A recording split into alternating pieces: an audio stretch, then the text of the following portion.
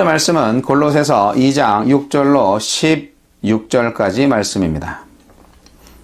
골로새서 2장 6절로 16절 말씀 읽어드리겠습니다. 그러므로 너희가 그리스도 예수를 주로 받았으니 그 안에서 행하되 그 안에 뿌리를 박으며 세움을 받아 교훈을 받은 대로 믿음에 굳게 서서 감사함을 넘치게 하라. 누가 철학과 헛된 속임수로 너희를 사로잡을까 주의하라. 이것은 사람의 전통과 세상의 초던 학문을 따르며 그리스도를 따름이 아니니라. 그 안에는 신성의 모든 충만이 육체로 거하시고 너희도 그 안에서 충만하여졌으니 그는 모든 통치자와 권세의 머리시라. 또 그 안에서 너희가 손으로 하지 아니한 할례를 받았으니 곧 육의 몸을 벗는 것이요 그리스도의 할례니라. 너희가 침례로 그리스도와 함께 장사되고 또 죽은 자들 가운데서 그를 일으키신 하나님의 역사를 믿음으로 말미암아 그 안에서 함께 일으키심을 받았느니라. 또 범죄와 육체의 무할례로 죽었던 너희를 하나님이 그와 함께 살리시고 우리의 모든 죄를 사하시고 우리를 거스르고 불리하게 하는 법조문으로 쓴 증서를 지우시고 제하여 버리사 십자가에 못 박으시고 통치자들과 권세들을 무력화하여 드러내어 구경거리로 삼으시고 십자가로 그들을 이기셨느니라. 그러므로 먹고 마시는 것과 절기나 초하루나 안식일을 이유로 누구든지 너희를 비판하지 못하게 하라. 아멘. 오늘 이 말씀을 통해서 함께 나누고자 하는 메시지는 주 예수 안에서 행하라는 말씀입니다. 골로새서는 바울이 옥중에서 골로새 교인의 일꾼인 에바브로디도의 방문을 받고 그에게서 들은 골로새 교회의 어려운 문제들을 해결하기 위해서 기록한 편지입니다.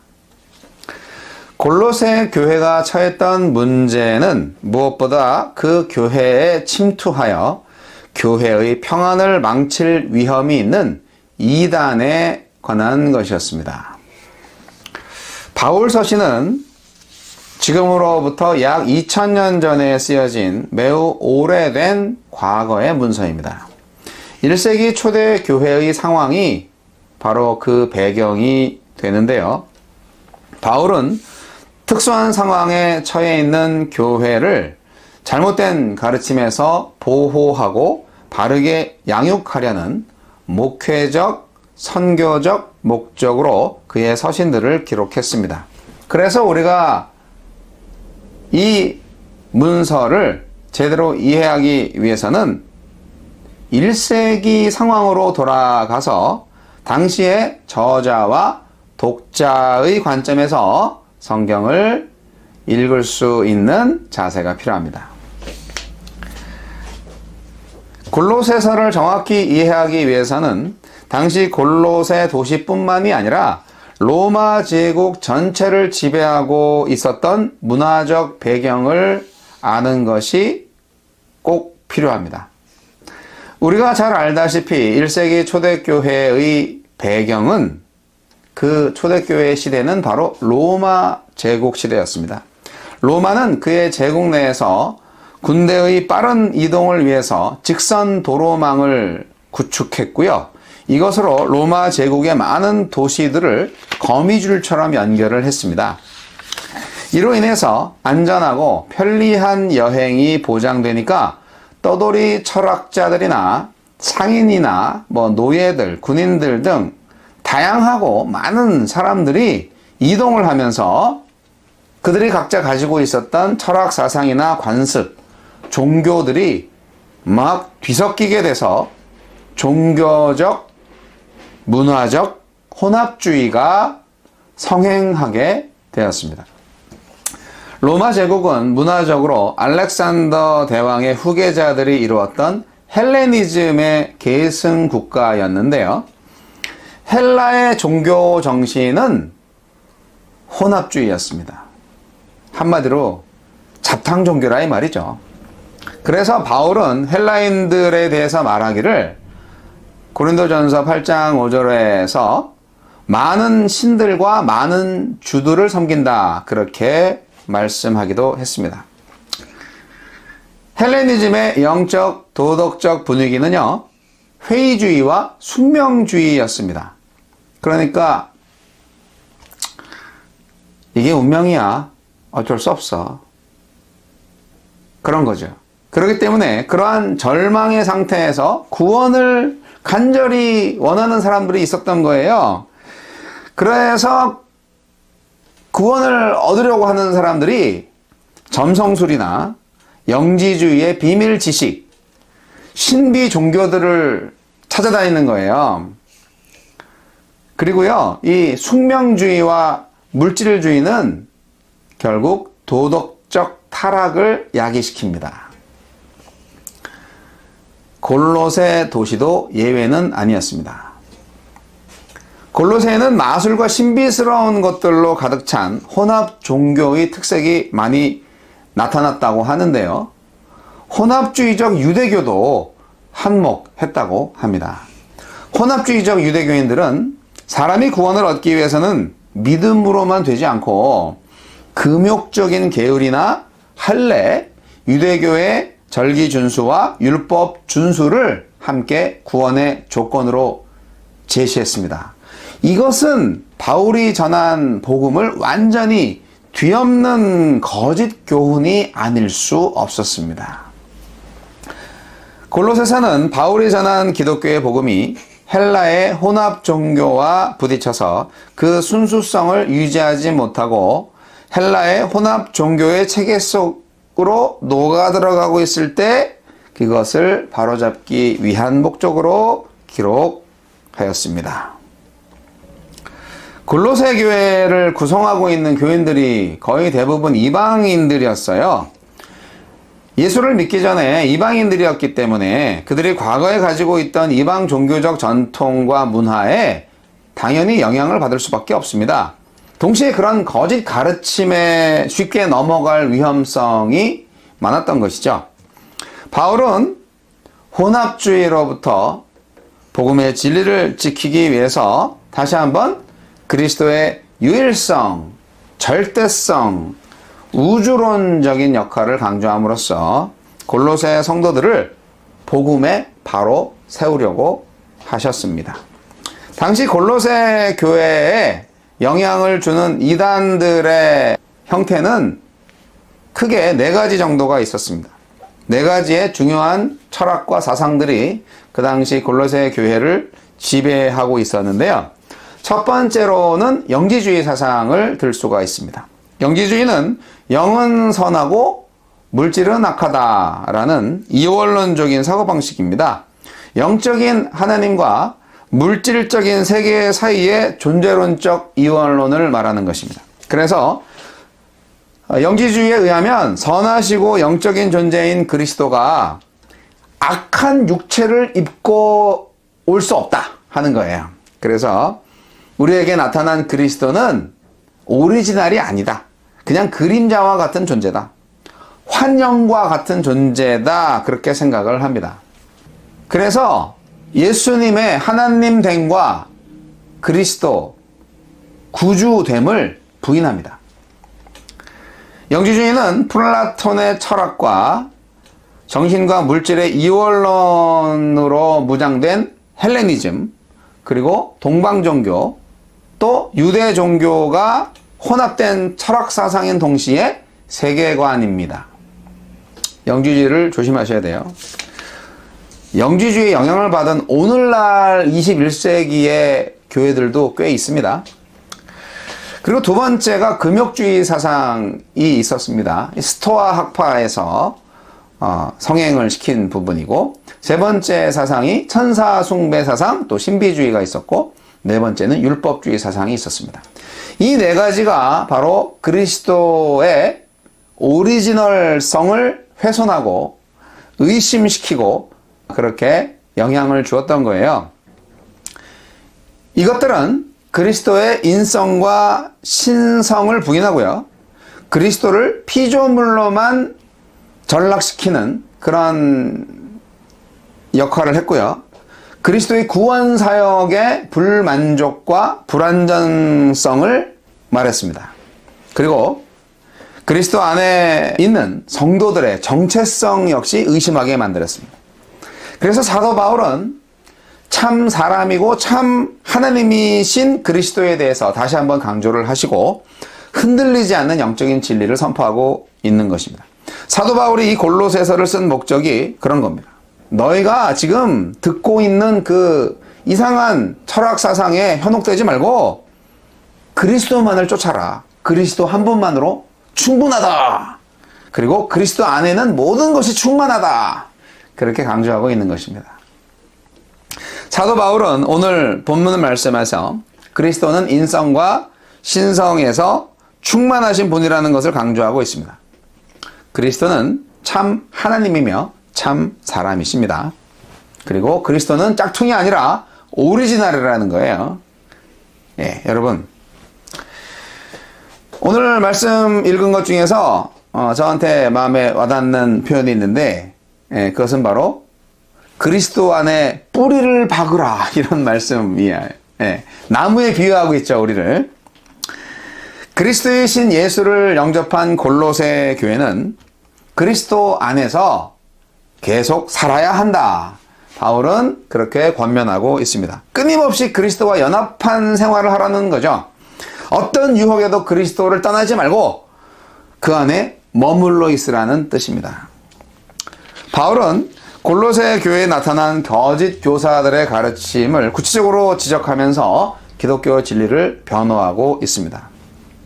거짓 교사들이 주장하는 철학은 복음의 진리에서 벗어난 것입니다.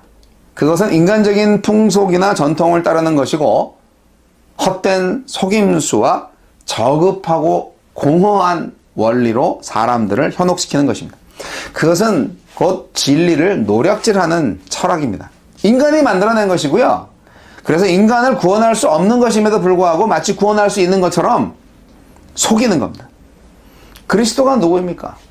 진리 그 자체입니다. 그분을 통해서만 구원을 얻을 수 있습니다.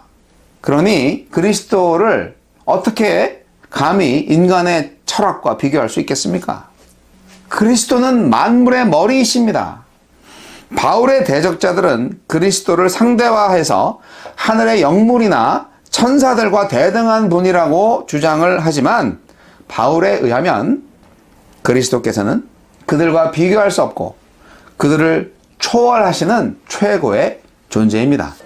그리스도가 모든 만물의 머리이시니까 존재하는 모든 생명체의 생명의 근원이시니까 그리스도는 모든 보좌들이나 주관자들이나 정사들이나 권세들의 머리가 되시니까 그리스도께서는 대적자들이 숭배하는 천사들보다 더 훨씬 뛰어나실 뿐 아니라 그들을 다스리시는 분이니까 그리스도는 하나님이십니다. 자, 그러면 그리스도 안에 있는 성도들은 어떤 존재인가요? 우리 성도들의 정체성에 대해서 점검하는 거죠. 오늘 본문 말씀에 의하면 신령한 할례를 받은 자입니다. 누가요? 그리스도인이요. 형식적인 육체의 할례를 받은 게 아니라 죄악된 몸을 벗어버리고 깨끗함을 받는 할례, 즉 그리스도를 통하여서 전인격적으로 변화된 할례를 받은 자입니다. 이것이 바로 영적인 할례로서 거짓 교사들이 강요하는 육체의 할례와는 다른 차원의 것입니다. 영적 할례란 침례를 통해서 옛사람을 그리스도와 함께 십자가에 못 박고 그와 함께 부활해서 새 사람을 경험하는 사건입니다. 유대적 그리스도인들이 할례를 받아야 구원을 받을 수 있다라고 자꾸 얘기를 하니까 바울 사도는 이 문제 때문에 아주 미치려고 하셨어요. 그래서 아니 이방인들인데 유대인들도 아니고 할례를 왜 받아? 우리가 그리스도와 함께 침수 세례 받고 영적인 할례를 받은 것으로 믿으세요. 그렇게 얘기하는 거죠. 그 침례가 영적인 할례의 의식이다라는 거예요. 이것이 하나님의 능력으로 된 것이지 결코 인간의 철학이나 공로로 된 것은 아니다. 그렇게 바울 사도는 말하고 있습니다. 또 그리스도인은 누구입니까? 네, 율법에서 해방된 자입니다. 그러니까 이제 유대인들은 율법주의자들이 많았죠. 예, 율법이 그들을 구원한다고 생각을 했으니까. 그런데 율법은 구원을 주지 못한다. 죄를 깨닫게 해줄 뿐이다. 바울 사도가 항상 얘기했던 거예요. 그래서 율법에서 해방받은 자, 율법은 더 이상 우리를 조종할 수 없고 억압할 수 없다는 건데, 하나님께서 그리스도를 통해서 인간의 모든 허물을 용서해 주시고 인간을 정죄하던 율법을 지워서 없애 주셨어요.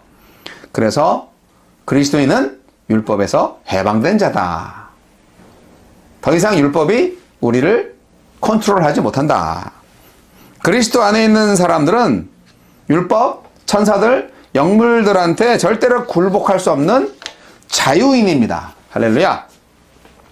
사랑하는 성도 여러분, 누군가를 주인으로 모시느냐에 따라서 우리의 삶의 방식과 목표가 결정됩니다.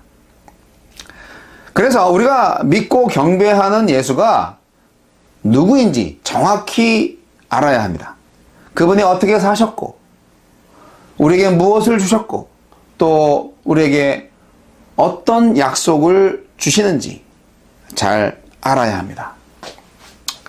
성도 여러분, 그리스도 안에서 행하십시오.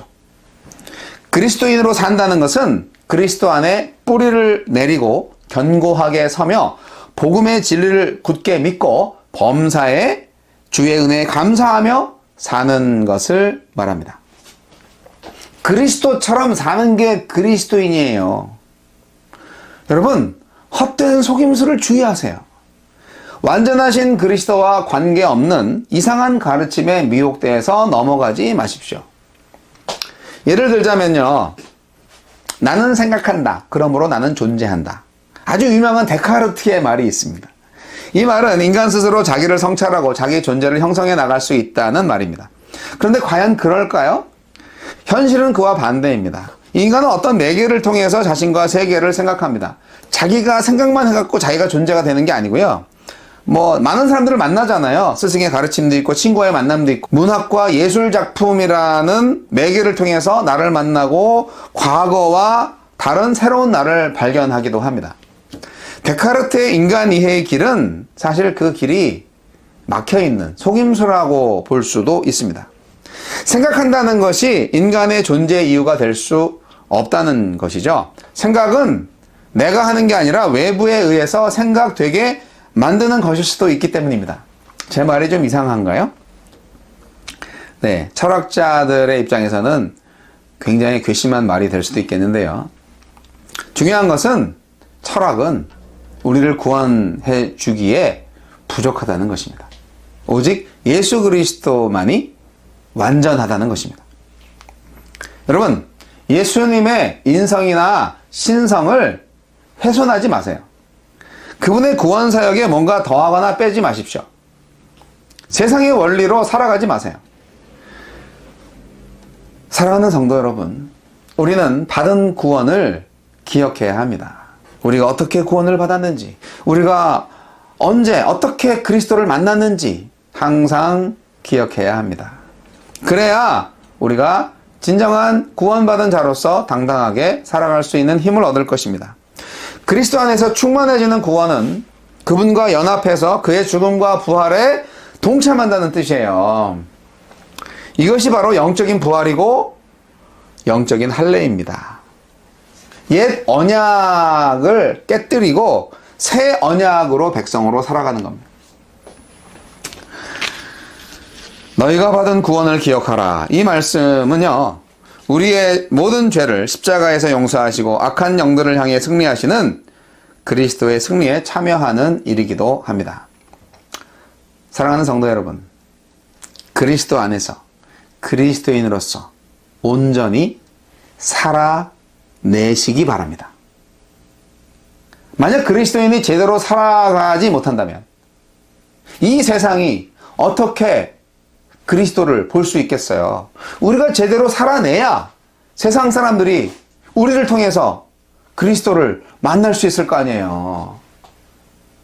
하느님이 교회에게 바로 그러한 사명을 주셨잖아요. 말로 되는 게 아니고요. 살아내야 하는 거예요. 세상 사람들은 우리를 통해서 그리스도를 봅니다. 그들에게 그리스도를 보여주세요. 우리가 그리스도에게 뿌리가 박혀서 든든히 서가는 모습을 그들에게 보여주세요. 우리는 그리스도 안에 있는 새로운 사람입니다.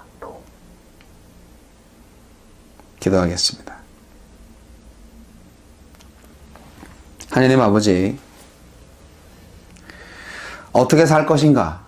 항상 이 해가 지나고 저 해가 올 때 우리는 생각합니다.